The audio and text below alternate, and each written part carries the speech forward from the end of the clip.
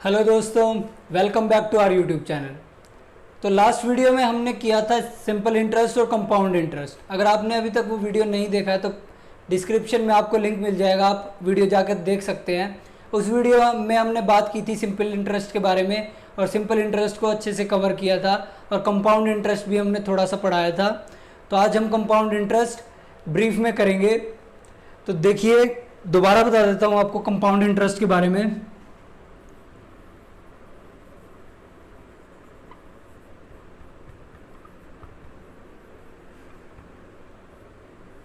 एक एग्जाम्पल से समझते हैं हम कंपाउंड इंटरेस्ट को।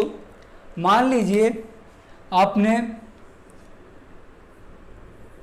1000 रुपये एक बैंक से लोन लिया, ठीक है, और आपको 10% पर एनम क्या इंटरेस्ट लगेगा आपको उस पर ईयरली, ठीक है। तो अब हम कैलकुलेट करेंगे कि हमारा 1 साल के बाद कितना इंटरेस्ट होगा और 2 साल के बाद कितना होगा, कैसे वर्क करता है कंपाउंड इंटरेस्ट। देखिए, 1 साल के बाद क्या होगा, आपका 10% इस पे ब्याज लगने वाला है। अब 1000 का 10% क्या होता है, 100 रुपये। तो इसमें क्या होगा, 100 रुपये ऐड हो जाएंगे, ठीक है। तो हमारा अमाउंट क्या हो गया है 1 साल के बाद, 1100 रुपये। यह है 1 साल के बाद का अमाउंट। अब देखिए, जो हमारा अगले साल कंपाउंड इंटरेस्ट लगेगा वो किस अमाउंट पर लगेगा, इस अमाउंट पे जो हमारा टोटल हो चुका है 1 साल के बाद। अगर ये सिंपल इंटरेस्ट होता तो क्या होता, दूसरे साल भी किस पे इंटरेस्ट लगता, हमारा जो स्टार्टिंग का अमाउंट था उस पे लगता। पर अब ये क्या है, कंपाउंड इंटरेस्ट है, तो किस पे, जो हमारा टोटल अमाउंट हो चुका है 1 साल के बाद उस पे इंटरेस्ट लगेगा। तो 1100 का 10% क्या होगा, 1100 का 10% होगा 110 रुपये, ठीक है। तो टोटल हमारा 2 साल के बाद अमाउंट कितना हो जाएगा, ठीक है, समझ आ गया होगा आपको ये। अब तीसरे साल क्या होगा, इंटरेस्ट किस पे लगेगा, यहां इस अमाउंट पे, सॉरी यहां 2 आएगा, ठीक है। तो आपको ये क्लियर हो गया होगा। अब इसको कैलकुलेट कैसे करते हैं, फार्मूला क्या है इसको कैलकुलेट करने का, आइए देखते हैं। तो कंपाउंड अमाउंट को कैलकुलेट करने का जो फार्मूला है हमारे पास वो क्या होगा, P इंटू पी मतलब प्रिंसिपल, मैंने आपको पिछली वीडियो में बताया था, 1 प्लस R अपॉन 100, R मतलब rate, raise to the power T यानी टाइम, ठीक है। तो ये फॉर्मूला होगा हमारा कंपाउंड अमाउंट कैलकुलेट करने के लिए। कंपाउंड इंटरेस्ट का फार्मूला नहीं है ये, जो हमने जैसे सिंपल इंटरेस्ट में फार्मूला था, जो हमारे पास सिंपल इंटरेस्ट का जो फार्मूला था P into R into T upon 100, इससे हम क्या कैलकुलेट करते थे, सिंपल इंटरेस्ट कैलकुलेट होता था, ठीक है। पर ये जो फार्मूला है ये किस चीज का, हमारा कंपाउंड अमाउंट का है, मतलब मिश्र धन का है, जो हमारा अमाउंट हो जाएगा किसके, इंटरेस्ट लगने के बाद। तो अगर आपको इंटरेस्ट कैलकुलेट करना है कंपाउंड इंटरेस्ट, तो आपको क्या करना पड़ेगा, इस वैल्यू में से प्रिंसिपल अमाउंट माइनस करना पड़ेगा। अगर आपको सिंपल इंटरेस्ट निकालना है तो आपको कंपाउंड अमाउंट में से प्रिंसिपल अमाउंट माइनस करना पड़ेगा, तब आपके पास जाके सिंपल इंटरेस्ट आएगा। सिंपल इंटरेस्ट निकालने का डायरेक्ट फॉर्मूला नहीं है आपके पास, इसी में आप पी माइनस करके पी कॉमन लेके वैसे कर सकते हैं। पर जो हमारे पास ये फार्मूला है ये किसका होगा, कंपाउंड अमाउंट का होगा। ये चीज याद रखनी है आपको। बाकी चीज मैं आपको पिछली वीडियो में बता चुका था। पी मतलब क्या होता है, प्रिंसिपल अमाउंट, जो जिसके ऊपर इंटरेस्ट लगने वाला है। आर वो रेट है जो जिसके आधार पे आपको इंटरेस्ट देना होगा, ये ईयरली, क्वार्टरली या फिर हाफ ईयरली हो सकती है। टाइम वो टाइम जिसके लिए आपने कोई पैसा लिया है उस पर इंटरेस्ट लगेगा जिस टाइम के लिए, वो होता है टी, ठीक है। तो ये फार्मूला क्लियर होगा आपको। अब देखते हैं कुछ क्वेश्चंस के साथ कि हम किस तरह से इन क्वेश्चंस को अटेम्प्ट कर सकते हैं। आइए देखते हैं फर्स्ट क्वेश्चन आपकी स्क्रीन पे। A sum of money amounts to 6655 at the rate of 10% compound annually for 3 years। The sum of money is, इस क्वेश्चन में क्या दिया हमें कि एक सम ऑफ मनी है जो कि 6655 हो जाता है 10% कंपाउंड कंपाउंड इंटरेस्ट की रेट से 3 साल के बाद। तो अब हमें क्या बताना है कि हमारा सम क्या है, मतलब जो प्रिंसिपल अमाउंट है वो कैलकुलेट करना हमें। तो वो हम किस तरह से कैलकुलेट करेंगे, देखिए फर्स्ट क्वेश्चन देखते हैं। अभी प्रिंसिपल अमाउंट हमें इसमें कैलकुलेट करना है। प्रिंसिपल अमाउंट हमें नहीं पता है, रेट क्या है 10%, टाइम क्या है 3 ईयर।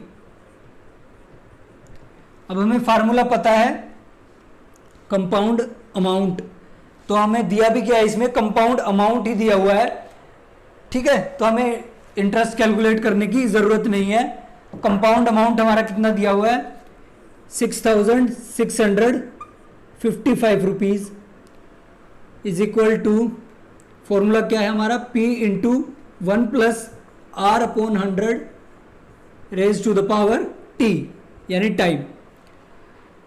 तो वैल्यूज पुट करते हैं इस फॉर्मूला में हम। 1 प्लस रेट क्या है 10%, 10/100, टाइम क्या है 3 इयर्स, ठीक है।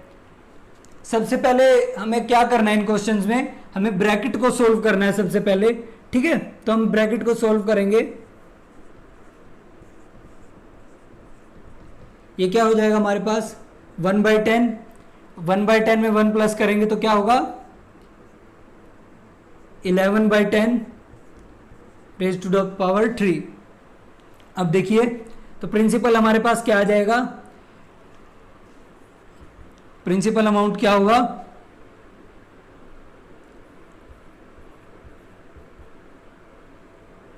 अब यहां पर 10 का क्यूब क्या होगा 1000 रुपीज, और 11 का क्यूब क्या होगा 1331। ये क्यूब्स आपको कुछ नंबर्स के याद रखने हैं, कम से कम आपको 1 से लेके 15 तक तो आप क्यूब याद कर लीजिए, आपको कैलकुलेशन में आसानी होगी, ठीक है। ये कितना होगा 5, तो प्रिंसिपल हमारा कितना आ जाएगा 5000 रुपीज, ठीक है। ऑप्शंस में देखते हैं हम, ए ऑप्शन जो आपका करेक्ट हो जाएगा। तो मेन क्या है यहां पर, आपको जो कैलकुलेशन के लिए क्या है क्यूब्स याद रखने हैं। तो मैं आपको कुछ नंबर्स के क्यूब बता देता हूं स्टार्टिंग से एक बार, ये क्वेश्चन आपको क्लियर हो गया होगा। सिंपल फॉर्मूला बेस्ड क्वेश्चन था, बस आपको कैलकुलेशन शॉर्ट करने के लिए आपको क्यूब और स्क्वायर याद करने होंगे। स्क्वायर आप आराम से याद कर लेंगे, क्यूब्स में आपको बता देता हूं एटलीस्ट 11 तक तो अभी बता देता हूं। 1 का क्यूब क्या होगा 1, 2 का 8, 3 का क्या होगा 27, 4 का 64, 5 का 125, 6 का 216, 7 का 343, 8 का 512, 9 का 729, 10 का 1000 और 11 का 1331, ठीक है। तो आपको क्यूब्स क्या है याद रखने हैं ताकि आप कैलकुलेशन जल्दी कर सके। तो आप नोट कर सकते हैं या फिर अपने आप याद भी कर सकते हैं इनको।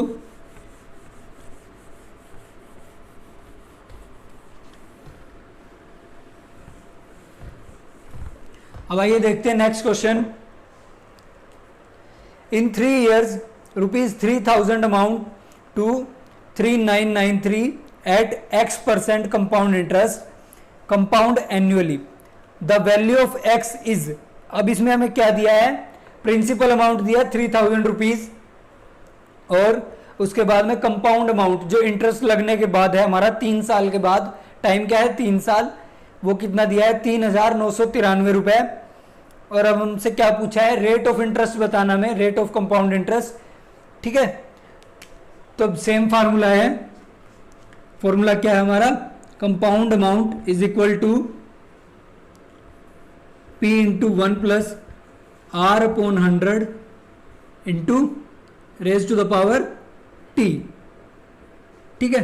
कंपाउंड अमाउंट क्या है हमारे पास यहां 3993, प्रिंसिपल अमाउंट क्या है 3000, 1 प्लस R बाई R हमें पता नहीं, R हमें कैलकुलेट करना है, और T कितना है 3 ईयर।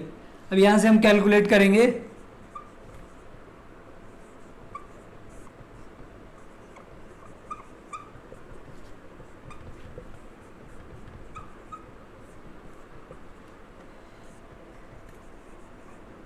3 से डिवाइड करेंगे हम ऊपर नीचे, ठीक है। तो ये कितना आ जाएगा 1331।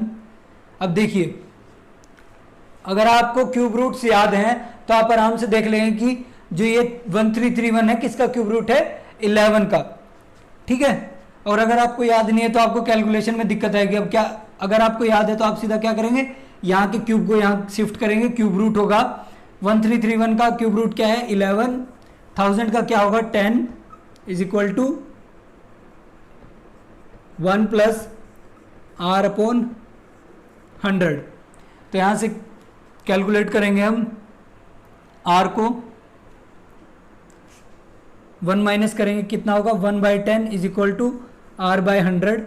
तो आर क्या आ जाएगा हमारे पास कैलकुलेट करने पर 10%, ठीक है। तो आर की वैल्यू क्या आ गई हमारे पास 10% एन्युअली। ऑप्शन देखते हैं, ऑप्शन हमारे पास ए ऑप्शन करेक्ट हो जाएगा। देखिए दोबारा से फिर से देखते हैं एक बार।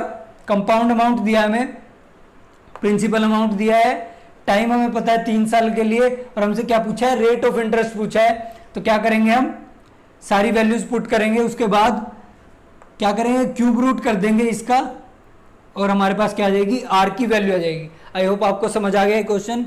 मूव करते हैं हम नेक्स्ट क्वेश्चन पे। देखिए next question, a sum is invested for 3 years at compound interest at 5%, 10% and 20% respectively in 3 years if the sum of amount to 16,632 then find the sum। अब इस क्वेश्चन में क्या है, हमें रेट ऑफ इंटरेस्ट अलग अलग दिया है 3 साल के लिए, पहले साल के लिए अलग है, सेकंड साल के लिए अलग है और थर्ड साल के लिए अलग है। तो देखिए अब ऐसा क्वेश्चन आएगा तो हमें क्या करना है। अभी मैंने आपको बताया था फॉर्मूला क्या था कंपाउंड अमाउंट का। कंपाउंड अमाउंट का हमारे पास फॉर्मूला था P into 1 plus R upon 100 raise to the power T, ठीक है। अब इस फॉर्मूले में चेंज क्या होगा, अब हमारे पास क्या है रेट अलग अलग दिया है, तो अब हमें क्या करना है, ये जो T है इसको हटा देंगे और क्या होगा जो अलग अलग रेट हमें दिए हैं उसके साथ हम क्या करेंगे P 1 plus R1 by 100, 1 plus R2 by 100, 1 plus R3 upon 100, ठीक है। तो ये जो हमारे पास फॉर्मूला हो जाएगा इस टाइप के क्वेश्चन के लिए। तो आइए सोल्व करते हैं इस क्वेश्चन को।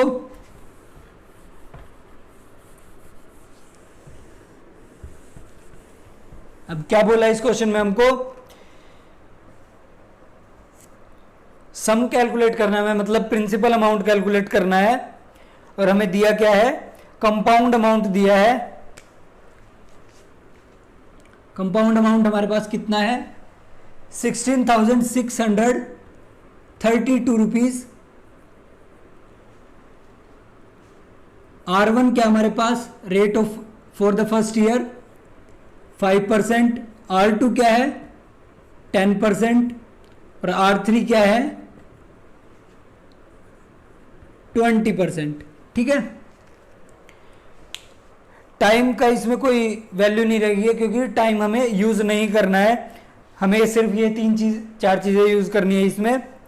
तो आइए इस क्वेश्चन को अटेम्प्ट करते हैं। अभी मैंने आपको फॉर्मूला बताया था उसके बेस पे हम इसमें वैल्यूज रखेंगे। कंपाउंड अमाउंट हमारे पास क्या है 16,632 इज इक्वल टू P हमें कैलकुलेट करना है 1 प्लस 5/100, 1 प्लस 10/100, 1 प्लस 20/100, ठीक है। तो अब इनको हम कैलकुलेट करेंगे, क्या होगा P इंटू ये कितना हो जाएगा कट के 1/20 और फिर आगे कैलकुलेट करेंगे कितना होगा 21/100 इंटू 21/10 इंटू 11/10 इंटू 6/10, ठीक है। समझ आ गया होगा आपको ये कैसे कैलकुलेट किया। अब देखिए अब हमें क्या प्रिंसिपल कैलकुलेट करना है, तो हमारे पास क्या आ जाएगी वैल्यूज इनटू क्या होगा 10/21 इंटू 10/11 इंटू 10/6। अब हमें क्या करना है, इसको डिवाइड करना है इन तीनों से, इन 21, 11 और 6। और आपको क्वेश्चन ऐसे ही डिजाइन करके दिए जाते हैं हर बार कि ये पूरा पूरा कैंसिल होगा इन तीनों से। देखिए कैलकुलेट करते हैं। सबसे पहले 6 से डिवाइड करेंगे तो क्या आएगा हमारे पास 2 7 7 2, ठीक है। अब 11 से करेंगे तो क्या आएगा हमारे पास 2 5 2। 21 से करेंगे तो कितना आएगा हमारे पास 1 2 12, ठीक है। तो हमारे पास प्रिंसिपल अमाउंट क्या आ गया 12 इंटू 10 इंटू 10 इंटू 10 यानी 1000। 12 इंटू 1000 12,000 हमारे पास क्या आ गया प्रिंसिपल अमाउंट आ जाएगा हमारे पास, ठीक है। तो आइए दोबारा देखते हैं इस क्वेश्चन को। अगर इस टाइप से आपको अलग अलग ईयर के लिए अलग अलग रेट दिया हो तो आप क्या करेंगे 1 plus R1/100, 1 plus R2/100, 1 plus R3/100। इसमें हमें किस चीज का यूज नहीं करना है, टाइम का यूज नहीं करना है। टाइम का कोई यूज नहीं है इस टाइप के क्वेश्चंस में। तो देखिए हमने क्या किया, ये वैल्यूज रखी और सोल्व किया क्वेश्चन को। आपको कैलकुलेशन आपकी फास्ट करनी होगी ताकि आपको टाइम ना लगे ज्यादा, ठीक है। तो हमारे पास आंसर क्या आ गया 12,000। ऑप्शन जो है हमारे पास ऑप्शन बी करेक्ट होगा। अब देखते हैं नेक्स्ट क्वेश्चन हम।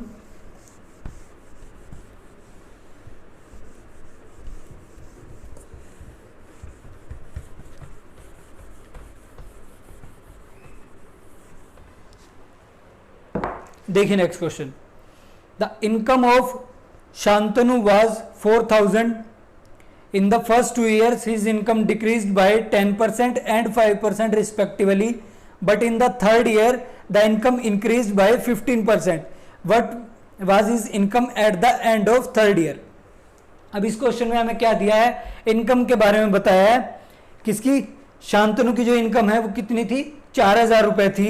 और पहले 2 ईयर में क्या है इनकम डिक्रीज हुई है 10% और 5% से। अब ये जो इनकम पे है इस पे भी सेम रूल लगेगा कंपाउंड इंटरेस्ट जैसे ही, क्योंकि देखिए अगर एक साल में पहले उसकी इनकम डिक्रीज हुई है 10% से, तो अगर अगली साल 5% और डिक्रीज हो रही है तो वो डिक्रीज किस में होगा, उसकी जो सैलरी हो गई थी 10% डिक्रीज होने के बाद डिक्रीज उसमें होगा अब, ठीक है।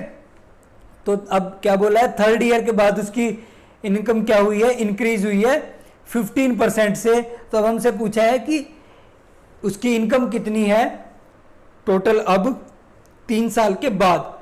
तो अब हमें ये सेम जैसा पिछला हमने क्वेश्चन किया था, अलग अलग रेट ऑफ इंटरेस्ट था उसमें 3 साल के लिए, तो इसमें भी वैसा कुछ दिया हुआ है, पर इसमें चेंज क्या है, इसमें डिक्रीज बोला है। तो डिक्रीज बोला है तो हम क्या करेंगे, डिक्रीज के लिए हम क्या यूज करेंगे, माइनस का यूज करेंगे, ठीक है।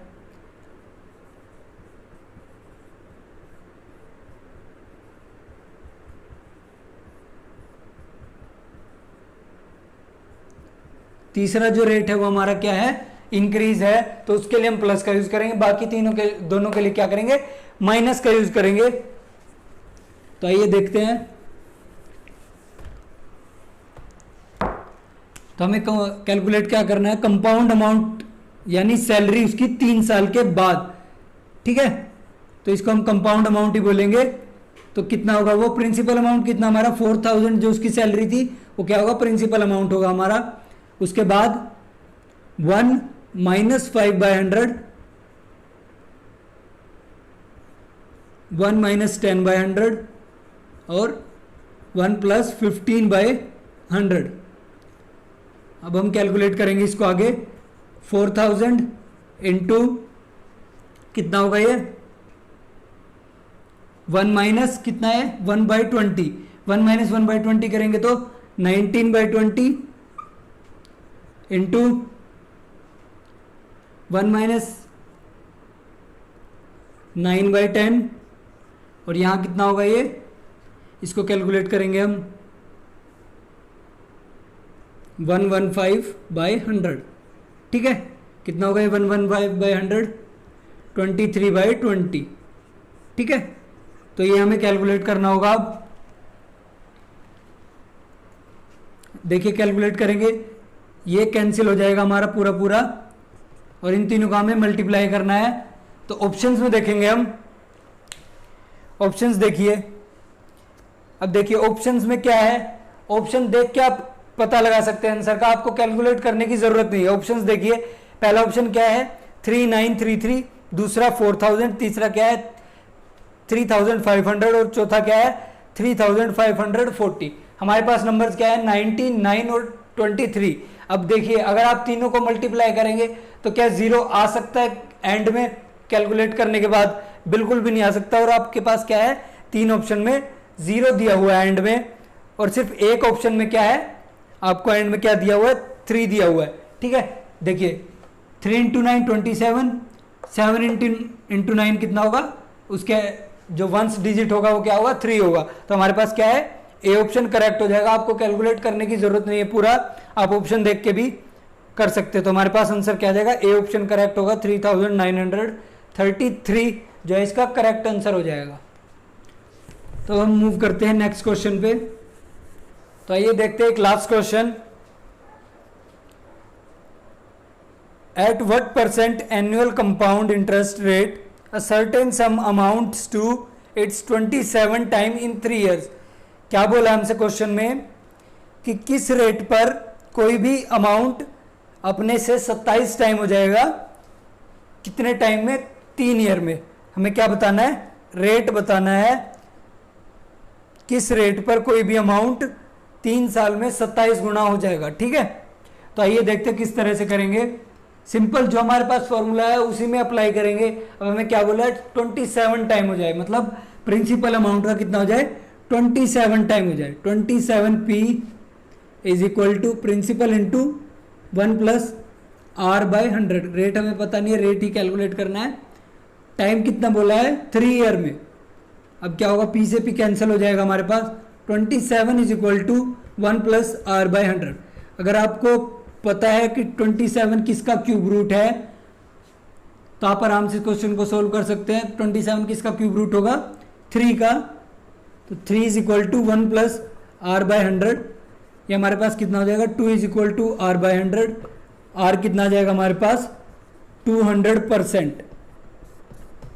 ठीक है, तो देखिए ऑप्शन हमारा जो है डी ऑप्शन करेक्ट हो जाएगा। 200% जो हमारा क्या आ जाएगा, रेट ऑफ इंटरेस्ट आ जाएगा।